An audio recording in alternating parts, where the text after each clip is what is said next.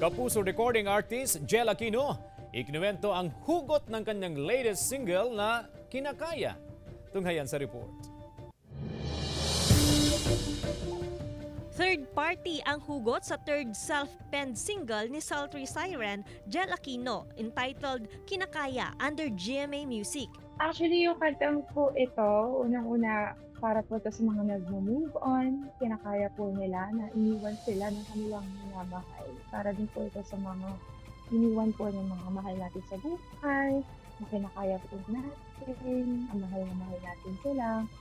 Hindi natin sila makikita, mahawakan, pero mahal pa rin po natin sila, kaya kayanin natin.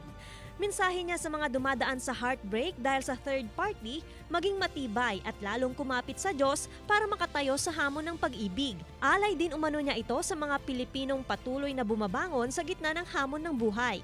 Inanap ko sa'yo na ikaw at ako, umaasa na tayo pa rin, pero bumitaw ka.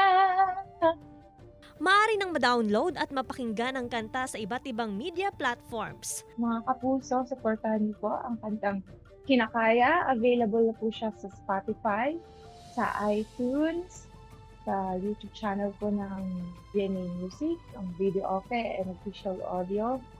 Download niyo na po, like and subscribe. Joanne Punsoy, One North Central Luzon.